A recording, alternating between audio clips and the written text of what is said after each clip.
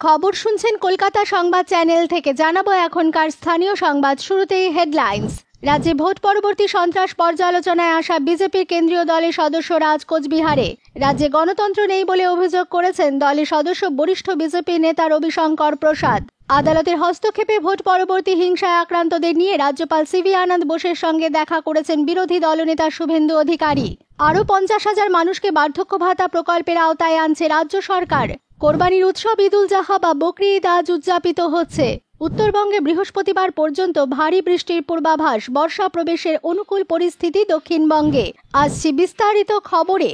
রাজ্যে ভোট পরবর্তী হিংসা পরিস্থিতি খতিয়ে দেখতে আসা বিজেপির কেন্দ্রীয় প্রতিনিধি দল আজ সকালে কোচবিহার যায়। সকালে বাগডোগরা বিমানবন্দরে পৌঁছে সেখান থেকে তারা যান কোচবিহারে বিজেপি দলীয় কার্যালয়ে। সেখানে ভোট পরবর্তী হিংসায় আক্রান্তদের সঙ্গে কথা বলবেন তারা। কোচবিহার আসনে তৃণমূল কংগ্রেস প্রার্থী জগদীশ চন্দ্র বসুনিয়ার কাছে প্রাক্তন কেন্দ্রীয় মন্ত্রী নিশীথ প্রামাণিক হেরে যাওয়ার পর থেকেই এলাকায় ভোট পরবর্তী হিংসার অভিযোগ উঠেছে। ইতিমধ্যে বিরোধী দলনেতা শুভেন্দু অধিকারী কোচবিহারে গিয়ে আক্রান্তদের সঙ্গে কথা বলেছেন। গতকালই ত্রিপুরার প্রাক্তন মুখ্যমন্ত্রী তথা সাংসদ বিপ্লব দেবের নেতৃত্বে প্রতিনিধি দলটি রাজ্যে আসে। দলে রয়েছেন বরিষ্ঠ বিজেপি নেতা রবিশঙ্কর প্রসাদ, উত্তরপ্রদেশের প্রাক্তন ডিজিপি ব্রিজলাল এবং কবিতা পাতিদার। বিমানবন্দর থেকে তারা যান মধ্য কলকাতার মাহেশ্বরী ভবনে। সেখানে আশ্রয় নেওয়া ঘর ছাড়া বিজেপি কর্মীদের সঙ্গে দেখা করেন তারা। রবিশঙ্কর প্রসাদ বলেন, দলের সর্বভারতীয় সভাপতি জেপি নাড্ডাকে তারা রিপোর্ট দেবেন। রাজ্যে গণতন্ত্র নেই বলে অভিযোগ করেছেন দলের সদস্য বরিষ্ঠ বিজেপি নেতা রবিশঙ্কর প্রসাদ।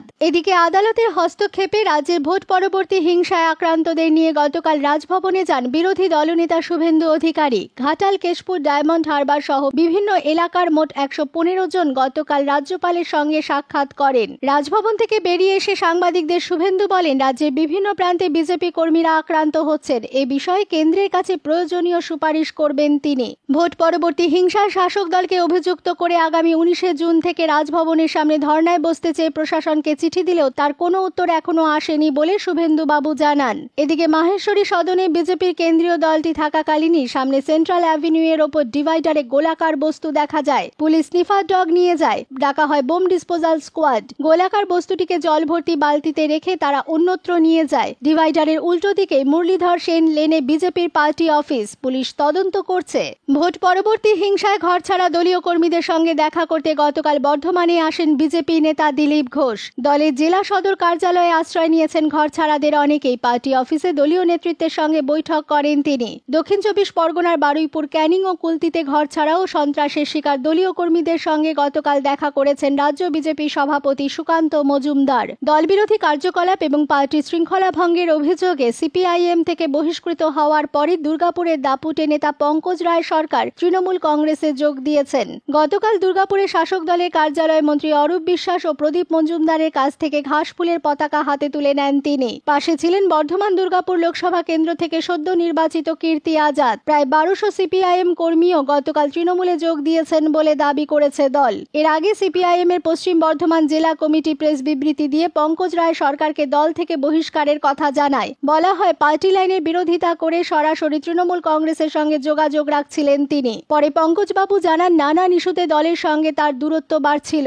রাজ্য সরকার আরো 50,000 মানুষকে নতুন করে বার্ধক্য ভাতা প্রকল্পের আওতায় নিয়ে আসছে। বর্তমানে পঞ্চায়েত দফতরের মাধ্যমে প্রায় 20,15,000 মানুষকে মাসে 1,000 টাকা করে বার্ধক্য ভাতা দেওয়া হয়। এর সঙ্গে আরো 50,000 নতুন উপভোক্তাকে যুক্ত করার কাজ শুরু হচ্ছে বলে ওই দফতর সূত্রে জানা গিয়েছে। তাদের নাম পোর্টালে তোলা শুরু হয়েছে। দ্রুত কাজ শেষ করার নির্দেশও দেওয়া হয়েছে। শীঘ্রই নতুন উপভোক্তাদের ব্যাংক অ্যাকাউন্টে টাকা পাঠানো হবে। পঞ্চায়েত দপ্তর ছাড়াও রাজ্য সরকারের সমাজ কল্যাণ দফতর, কৃষি দফতর, অনগ্রসর শ্রেণী উন্নয়ন দফতরের মাধ্যমে কয়েক লক্ষ মানুষের কাছে বার্ধক্য ভাতার আর্থিক সহায়তা পৌঁছে দেওয়া হয়। লোকসভা নির্বাচন ভোট পর্ব শেষ হওয়ার পর রাজ্য সরকার কেন্দ্রের আবাস প্রকল্পের অনুদান না পাওয়া উপভোক্তাদের বাড়ি তৈরির কাজ শুরু করছে। মুখ্যমন্ত্রীর প্রতিশ্রুতি মতো আবাস যোজনার 11 লক্ষ উপভোক্তাকে টাকা দেওয়ার আগে সামগ্রিকভাবে সমীক্ষার সিদ্ধান্ত হয়েছে। আগামী মাস থেকে এই সমীক্ষা শুরু হবে বলে জানা গিয়েছে। কেন্দ্রের আবাস যোজনা প্রকল্পে নাম থাকা 11 লক্ষ উপভোক্তা ছাড়াও সাম্প্রতিককালে বহু মানুষ সরাসরি মুখ্যমন্ত্রী হেল্পলাইনে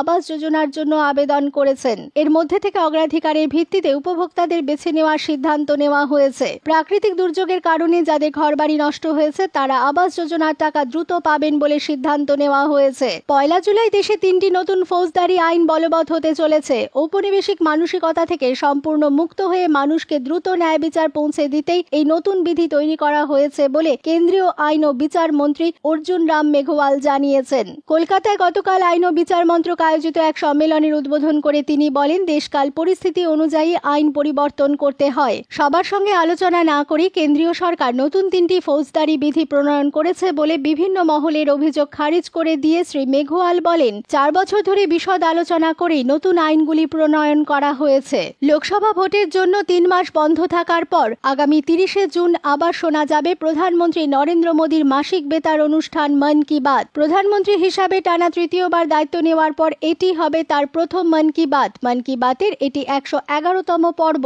জনসাধারণ তাদের বক্তব্য এবং পরামর্শ 28শে জুনের মধ্যে টোল ফ্রি নম্বর 1800117800 জানাতে পারেন। নরেন্দ্র মোদী অ্যাপ অথবা মাইগভ ওপেন ফোরামেও তা জানানো যেতে পারে। হিন্দিতে এই অনুষ্ঠান সম্প্রচারিত হওয়ার পরে আঞ্চলিক ভাষায় এর তর্জমা শোনা যাবে। কোরবানির উৎসব ঈদ উল জাহা বা বকরি ঈদ আজ উদযাপিত হচ্ছে।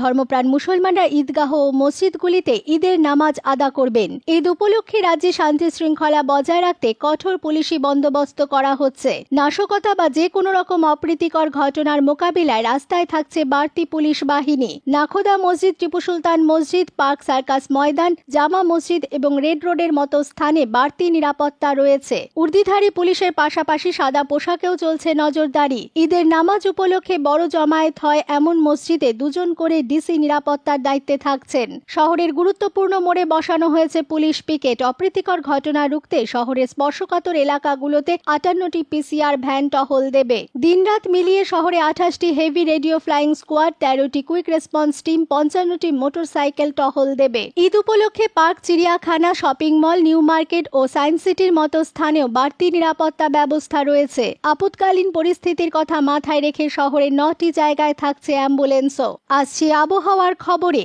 অস্বস্তিকর ভ্যাপসা গরমে জেরবার দক্ষিণবঙ্গের মানুষকে বর্ষার জন্য আরও কয়েকদিন অপেক্ষা করতে হবে। আগামী 4-5 দিনের মধ্যে কিছু অংশে দক্ষিণ পশ্চিম মৌসুমী বায়ু প্রবেশের অনুকূল পরিস্থিতি তৈরি হয়েছে বলে আবহাওয়া দফতর জানিয়েছে। তবে পশ্চিম মেদিনীপুর, পুরুলিয়া ও পশ্চিম বর্ধমানে তাপপ্রবাহের পরিস্থিতি বজায় থাকার সম্ভাবনা। বজ্রবিদ্যুৎ সহ বৃষ্টি হতে পারে সব জেলাতেই। অন্যদিকে বাংলাদেশের উত্তরে ও সংলগ্ন এলাকায় সৃষ্ট ঘূর্ণাবর্তটি হিমালয় সন্নিহিত পশ্চিমবঙ্গ ও তার আশপাশ এলাকা জুড়ে বিস্তৃত রয়েছে। উত্তর পশ্চিম বিহার থেকে মেঘালয় পর্যন্ত বিস্তৃত রয়েছে অক্ষরেখা। এর প্রভাবে বঙ্গোপসাগর থেকে বাতাসে প্রচুর পরিমাণে জলীয় বাষ্প প্রবেশ করায় উত্তরবঙ্গের জলপাইগুড়ি, আলিপুরদুয়ার ও কোচবিহার জেলায় আগামীকাল পর্যন্ত ভারী থেকে অতি ভারী বৃষ্টির লাল সতর্কতা জারি রয়েছে। এই 3টি জেলার সঙ্গে দার্জিলিং এবং কালিম্পংয়েও ভারী বৃষ্টির পূর্বাভাস রয়েছে বৃহস্পতিবার পর্যন্ত।